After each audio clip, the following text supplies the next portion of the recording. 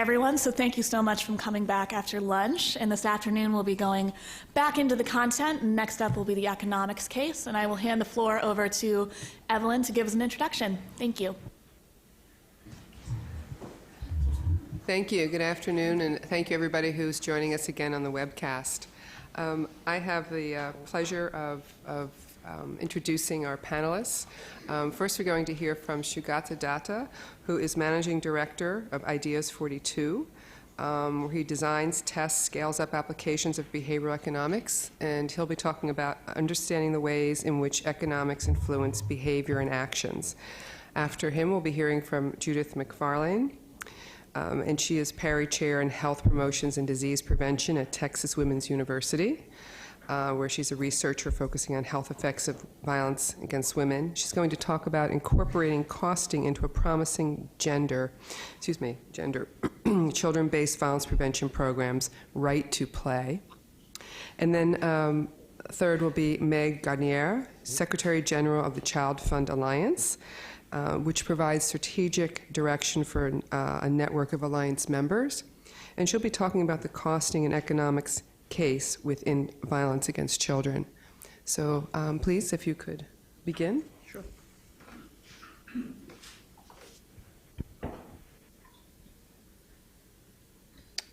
Hopefully I can figure this out. Okay, so good afternoon. Yes, it looks like I can.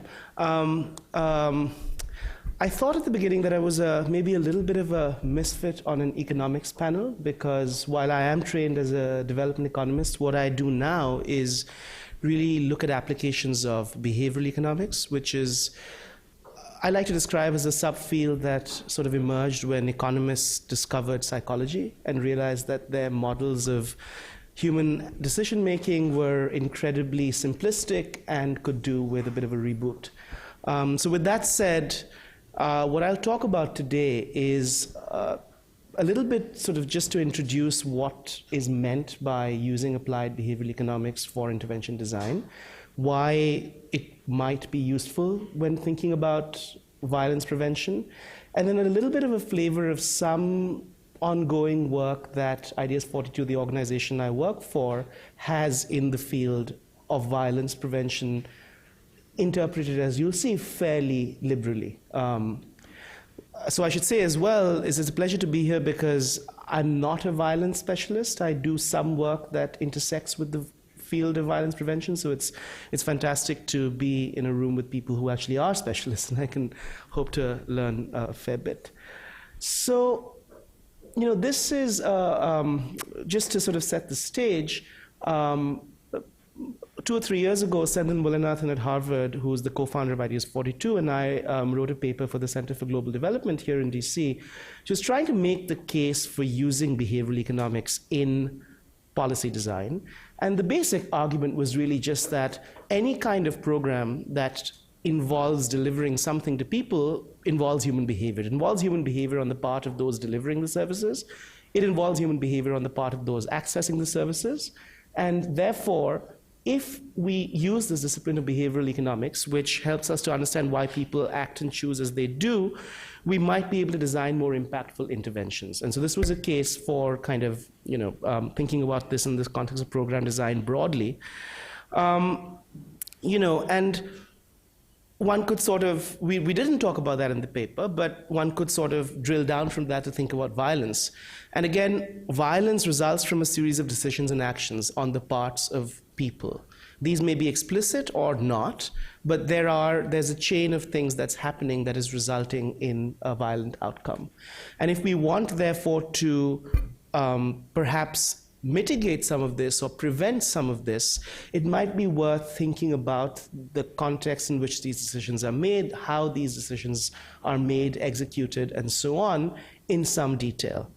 And so the broad idea or claim here would be that perhaps it might be useful to use behavioral science, to use behavioral economics as a discipline to sort of reframe the way we think about violence, and maybe there's something useful that could come out of that.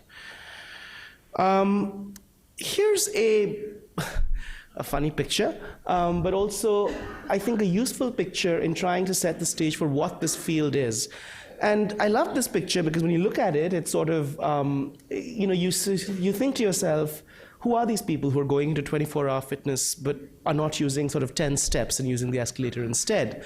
But that's my instinctive response. But there's also sort of an interesting kind of behavioral economics or interpretation of this, which is someone put that escalator there, and that is part of why the people, so, if we try to figure out whether these people are particularly committed or not to getting fit, we can't really quite figure out, because they are, after all, entering something called 24-hour fitness, where they may, one hopes, exercise, but they're also using the escalator. And part of that decision is perhaps not a fully explicit or fully thought out decision. It's an impulsive, in the moment decision that happens because there happens to be an escalator there. The escalator is probably there because there are, after all, people who cannot climb the stairs and who need it. But one side effect of that might be that even people who could use the stairs are less likely to do so. So the basic idea is context matters. So the context in which we make a lot of, in which we take decisions can have an outsized influence on what we do. So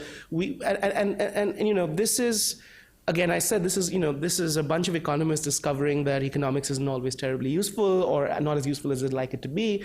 And this is sort of a very stripped down version of how economists normally think about decision making. We say, well, we have a decision, we decide to do it or not to do it, we take an action based on that, and we get to an outcome. And we essentially think that we do something if the benefits outweigh the costs, right? And then we can go into how we interpret the benefits and how much we know about the costs, but that's sort of the basic framework. And an action follows naturally from a decision. Behavioral economics takes, I think, a much more nuanced approach to this, and I think a more realistic approach to this, which says there are many things that happen along the way that don't necessarily lend themselves to this kind of linearity. So when we think about a decision, what are the options that we are considering when we make any decision? Is that the full set of options? Is that the right set of options? Or is it the case that we are perhaps more likely to consider options that are staring us in the face and things that are immediate to us? And there's sort of a large literature now would suggest that that is in fact the case. So what we choose is often very, very a lot of it is determined by what's the last thing we saw, or what's the first option that came to mind. And things that influence that kind of thing can have, therefore, an outsized influence on what we do. There are issues around self-control. So, there's this, I think, a fundamental idea which differentiates behavioral economics from sort of neoclassical economics, the idea of an intention-action gap. In economics, neoclassical economics, to a first degree of approximation, there is no intention-action gap. If I decide to do something, I do it because I've figured out that it's the right thing to do or it's what I want to do. And so what we do is we look at what people do and we say, once we see what you do, we can figure out what you wanted.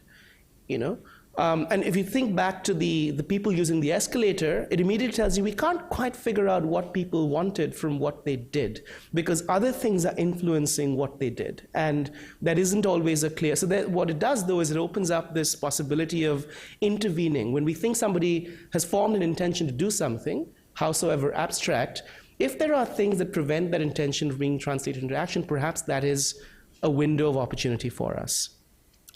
One sort of classic behavioral idea is the idea of a default. So, I've sort of summed it up here. If we aren't always making active choices, we may be influenced by what happens if we do nothing, right? So if there's there's something that is going to happen even if I don't actively do anything.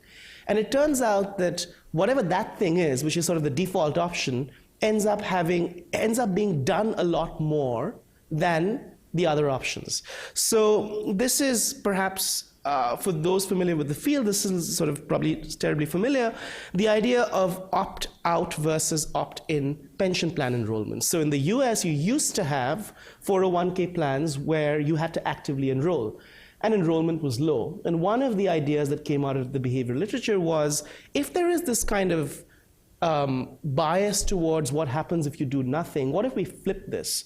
What if we flip this and say everyone's enrolled at some default rate? If you want to unenroll, you now have to do something. So as you might expect, given that people tend to not do anything, what that means is many more people stay enrolled in 401k plans when you flip the enrollment, right? So there's this sort of thing that you can do by changing the defaults. Now, what does this have to do with thinking about violence. You might say, well, I'm not sure, but this is perhaps one way of thinking about it is, again, when it comes to violence, some proportion of those actions, some proportions of that behavior may not result from fully thought out sort of active decisions. There may be sort of ways in which people are responding to their environment or their context, which then which is essentially about their automatic thinking taking over relative to their more deliberative thinking. Those of you who may have read Daniel Kahneman's book, Thinking Fast and Slow, these are sort of the two kinds of modes of thinking that book is based on, and which is sort of really at the core of a lot of this discipline. So to wake everyone up after lunch, I thought we would do a little quick game. It's really very easy. I'm going to show you some shapes on the screen, and you're going to uninhibitedly yell out the color that you see. So this is? Red, yellow, green, red, purple, red. So any psychologist in the room would recognize this as a Stroop test. So the Stroop test is a classic test of executive control. What it's doing is, I mentioned system 1 and system 2. What you're being asked to do in this very simple task is override system 1. System 1 will basically, you see blue written on the screen, you instinctively want to say blue. You know that the instruction is to say the color, which is red, and that takes a certain amount of cognitive effort to accomplish. And so you can see why, in many settings, if system 1 is sort of dominant, you might default to doing whatever it is that seems like the most automatic or sort of least taxing thing to do. And why is this relevant to violence? So I'll talk a little bit about some work that one of the co-founders of Ideas 42, Senthil Mullainathan at Harvard, but some of his co-authors in Chicago have been doing around trying to reduce recidivism among young offenders. So many of these are young men, often from very kind of disadvantaged backgrounds, who've wound up in the juvenile, in sort of the criminal justice system or in some sort of juvenile facility. And a lot of this stuff is pretty impulsive, low-level stuff. So the reason I have a picture of a bike on the screen is this is a very typical sort of thing that winds up with this young man in this institution is there was a fight, there was some kind of argument on the street between two groups of kids. Things got heated, somebody stole somebody's bike. Eventually, somebody got killed as sort of almost retribution for that. But there's a series of small things that are escalating and are leading to the situation where eventually you have a large act of violence. And the idea that Senthil and Anuj and others came up with was that we all have our default ways of responding to a situation. And the insight that they had was, if I, as a upper middle class kid growing up in a nice neighborhood, going to a good school, I have a different default than somebody growing up in a very different situation. And the way you might want to almost think about this in a very simple way is, the upper middle class kid is sort of, the default is to obey. So you're in situations where there are people with authority, you sort of learn pretty rapidly that it's not a good idea to yell back at your teacher. When she asks you to do something, you should probably do it, or at least pretend as if you're doing it. So you don't want to cause a confrontation. If you are growing up in a very rough neighborhood, that rule is not going to serve you very well. If you're confronted by other kids on the street in this sort of fraught situation, kind of rolling over and just agreeing to do what the other person says is actually not going to serve you well. You're going to be picked on, you're going to be in trouble. Now you take this kid and then you put this kid in school. So what is the learned response at this point? What is the instinctive response? Essentially is to confront. And you therefore have a really hard time adjusting to situations where confrontation or talking back or disagreeing or disobeying is not the right response. And so the idea here was, could we try to take some of these young offenders and actually have them sort of learn a different response. And I think this example is really fantastic because part of this exercise actually was this idea of this game called the fist, where what the counselor is doing is giving one of the kids a ball. It's this silly little rubber ball, tells the other kid, get the ball out of this other kid's fist. Get that ball for yourself. So the automatic response among these kids is you fight for the ball, right? So you go and you try to grab the ball, the other kid then fights back. This goes on for a while. What isn't ever considered is asking for the ball. So your counselor stops the game and then says, did you think about asking whoever's name was, just asking him for the ball? And almost invariably the response from the other kid is, yeah, I mean, it's just a stupid ball. If he had asked me for it, I would have given it to him, right? I don't really care. You gave me a ball. But then he started fighting me for it. And so you see again that there's this sort of instinctive response, which is what we're used to doing. But if we can, in some ways, get that person to step back and think about an option that they hadn't considered, which in this case is, can I ask the person for the ball nicely? Maybe they'll give it to me. It's not in their choice set. It's not in something that they're used to doing, and we're trying to introduce this idea. So this was part of this Becoming a Man program. They were testing these interventions, but essentially were trying to get these young offenders to sort of stop, think, and consider. So stop, take a breath, think about other options available to you, and then act based on that. And it was a randomized trial with, as you can see, 9 to 10 graders across 9 schools. And the control group was getting sort of whatever status quo services they would have got already.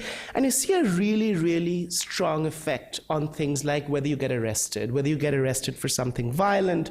All of these things go down. So essentially what it's doing is it's trying to break this kind of automatic behavior link, and seems to have quite impressive effects, at least so far. And they have some evidence from looking at exactly what kids do that you can trace some of this to this increased kind of decision time. So it's almost like you're trying to slow things down, and you're trying to get people to step back and take a decision. And it seems that by doing that, you actually get what we would think of at least as better decision making. I mean, certainly decision making that isn't getting them into the kind of trouble that they might have otherwise.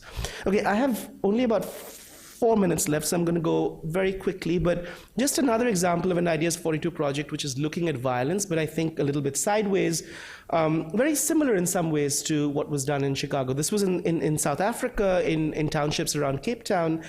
And again, there's a lot of violent crime among teenage boys in particular. But what you find is a lot of it is situational. So there is a spike in this kind of stuff on sort of weekend nights, and it has to do with the default option for what you do on a weekend night, involving everyone winding up at the same drinking establishments, and sort of things spiral downwards from there. So let me skate. But essentially one thing that you find, though, when you talk to these young people is that it's not as if they're starting out the night saying, I want to get into a fight. They're starting out the night saying, I want to have a good time. How do I have a good time? I go where everyone else is going and I start drinking, right? Because that's what everyone else is doing. So the idea here was, can we get you to think about this beforehand and perhaps make a different plan? And so what we tested in a very small setting was a sort of tablet-based tool which was being delivered to these young men in a situation where they were part of a work program where we had them for a while. And all it does really is give them a series of options to think about what to do on a Friday night, and they have the choice of saying yes or no. So they can say, I don't want to do this, it gives you another option. If you do find something you like, it then prompts you to, for example, make plans with your friends or see who else is interested in doing this thing, and so on. And what we found is that by doing this with a treatment group, we actually, so there's a whole lot of stuff that sort of is built into this, but you're seeing a lot of people are feeling safer, they're less likely to participate in unsafe activities, they're less likely to experience violence. We haven't changed anything else about them. We're trying to change where they are on a weekend night in a way that that helps them.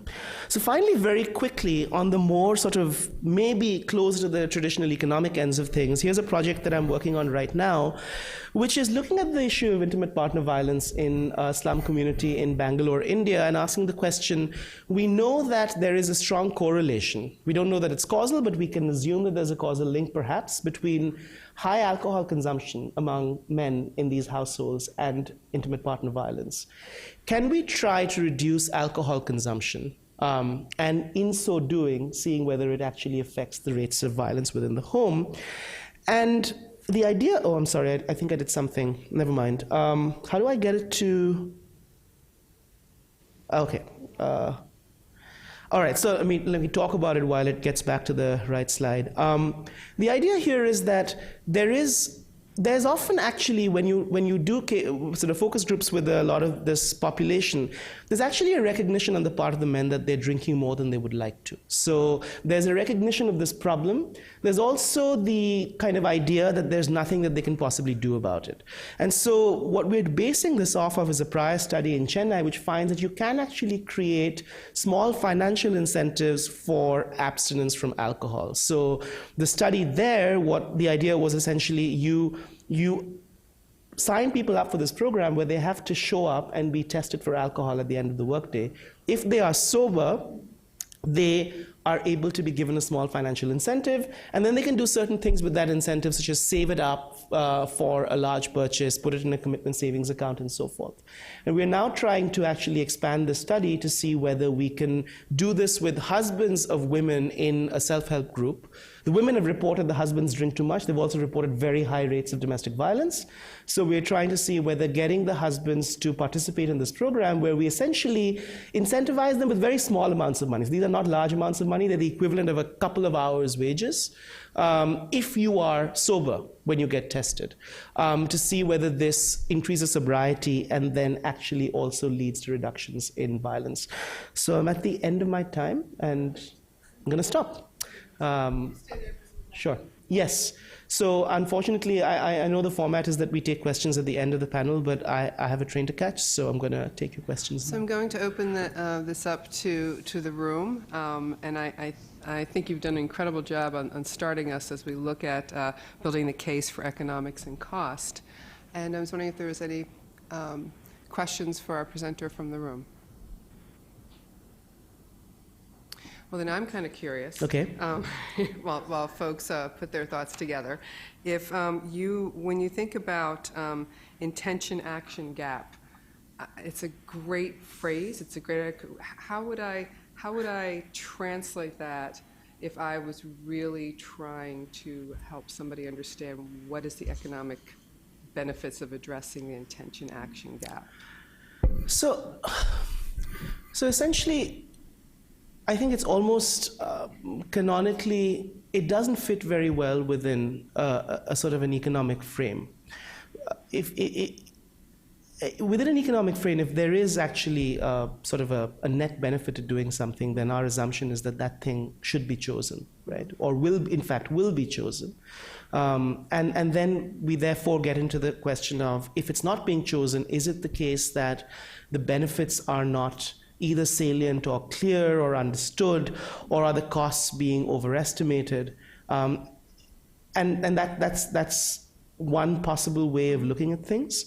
What we are finding is that even when the costs and benefits are clear, there are these other impediments that prevent people from actually closing that gap. So the sort of canonical example from the literature does not have anything to do with violence. It has to do with input use in agriculture. And sort of the basic idea is, you ask, so the background is, there are a lot of places in sub-Saharan Africa where farmers use much less than the optimal amount of fertilizer. And so they're essentially foregoing enormous yield and potential income increases. So the question is why? So when you dig into this, what you find is that actually the benefits of fertilizer are quite well understood. Farmers, in fact, when asked whether in the subsequent season they intend to purchase fertilizer for their fields, about 96 or 97% will say yes. But if you follow up with those farmers, in the next season, about 30% of them actually buy fertilizer. So what's going on there? And there what you find is that it's actually not about the overall economic costs. It's about things like, what is the moment at which I make this decision and how much money do I have then? So it's about things like, when I have harvest money, I'm not thinking about buying fertilizer, which is far ahead in the future. By the time I think about buying fertilizer, I've spent my harvest money. And so a potential solution is, can I get you to put this money up somewhere safe up front so that you actually have it when you need it? So it's about thinking of these other contextual factors, which are the details of how you go from that intention to the action, that where a lot of the action might be. I will say that it is, of course, incredibly hard to really, in any fully defensible way, know what someone's intentions are, right? So these 96% of farmers who are saying, I want to purchase fertilizer, how much of that is courtesy bias, how much of that is the fact that they think, yeah, exactly, that, that's probably what you want to hear. But it certainly feels as if the difference between 97% and 30% is rather large. And so even if some of these people are just being polite, there seem to be significant numbers of people who say they want to do this and yet don't do this. And in fact, when you then go and implement a commitment savings device, which says, okay, you say you want to buy fertilizer, how about we have you lock up your money in this bank account, some money, which will only be available to you before the next planting season, at which point you could or could not use it to buy fertilizer. People buy a lot more fertilizer and they use a lot more inputs on their fields and they have higher incomes. So you're trying to solve that kind of disjunction between what people say they want and what they actually do. I don't know if that's helpful, but it is. Thank you. I think there was a question. Okay. Jerry, please. Thank you. Jerry Reed again from EDC. My question is a little bit what I heard this morning from Andre and what I'm hearing from you now, and I'm having almost my own post-traumatic stress moment in my doctoral program where I had to learn about economics. And I remember that the one thing I remember is that economic theory has everything to do with people responding to incentives. And I'll never forget it as long as I live. And I want to bring it up now because as I listened this morning and I'm thinking about where America is right now in terms of our new election and the out-of-the-box idea that's being talked about is infrastructure development. And as you put that in the context of violence in our communities, and if people respond to incentives, I'm wondering what you think about the idea of if we're going to maybe intervene by helping people who are exposed to violence by giving them the opportunities to build the infrastructure, there might be an advantage, an economic advantage to them by participating in what is construed to be the future, so that they're not just thinking about violence, but they get a chance to participate, actualize, grow, contribute, and respond to an incentive, which may have the outcome, the residual outcome of reduction of violence. And I'm just wondering what you think. Way out on left field. No, you're not. I think there is, in fact, there's even some evidence, not from the US, but this is evidence from Kenya, that easing economic constraints, this is an organization called Give Directly, which you may have heard of, which does sort of large lump sum cash transfers to very poor people. One of the things they weren't expecting to see, but which they saw as one of the results in their large-scale RCT, was that there was actually a dramatic drop in intimate partner violence in these households. And the mechanism appears to be sort of roughly going this way. One of the proximate triggers for a lot of domestic violence is financial. So it's arguments over money. It's you spent all our money on this and you didn't bring money home in these very resource-constrained settings. Now, it turns out that when you give households like this a large injection of cash, not only does that remove that immediate sort of tension, one of the things that households in the treatment group, what a lot of couples report is, or a lot of the men report is, well, this was so much money that I had to talk to my wife about how we should spend it, because I couldn't quite figure out what to do with this $1,000. And so then, we kept talking about it for a couple of weeks. And so it's almost as if you created a kind of, you change the dynamic between the couple by injecting cash into the situation. It isn't something that the researchers even this wasn't one of their primary foci, so they weren't expecting to see this, but it's a very large effect, and they're now interested in trying to unpack it further and see what's going on. So I do think, but also not just economic incentive in that way. I think one of the other things you touched upon, which I think is actually very important, is that we're seeing a lot of, or we're seeing, I wouldn't say a lot, but some evidence for interventions which are really about increasing people's sense of sort of self-worth in the moment. So the way that our field, and there are probably other names for it in other fields, talks about it typically is sort of the idea of self-affirmation. So the sort of the classic experiments are things like I take people in a line at a soup kitchen, and in the treatment condition, I ask them to think about something they've done in their life that has made them feel proud of themselves. The act of doing this, which in a way is sort of resetting the person's own image in that moment, which is not a very positive image because you're waiting in line at a soup kitchen, so you're not feeling great about yourself.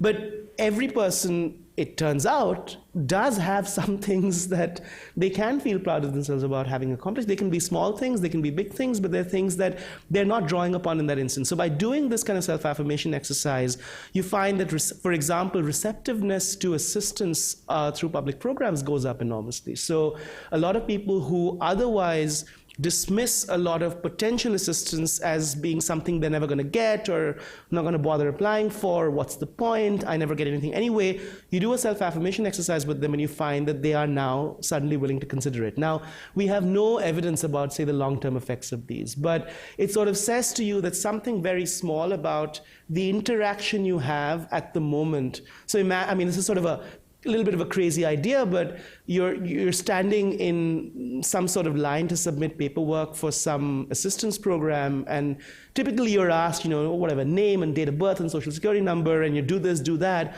What if the person began by asking you to tell them about something you've done that made yourself proud? It seems that might actually change how you then approach that. So I think you began with incentives, and I think that the way I think about it also is that economists talk about incentives they begin by talking about incentives very broadly, and they very rapidly narrow in only on one kind of incentive, which is money, right? And money is an important kind of incentive. But I think what the field of behavioral economics is telling us is there is a whole range of other kinds of incentives, not all of which are material, not all of which are monetary, which are also worth considering. So we may be being too narrow as economists in thinking only about financial incentives. With all of that said, one of the reasons for thinking about financial incentives is that they are relatively straightforward to implement in a lot of ways, right? I mean, I can change prices on things, I can change taxes on things. These are things that can be done. We know how to do them. We don't necessarily know how to affirm people at the moment of choice, but I would say it feels like it's something that's worth thinking about.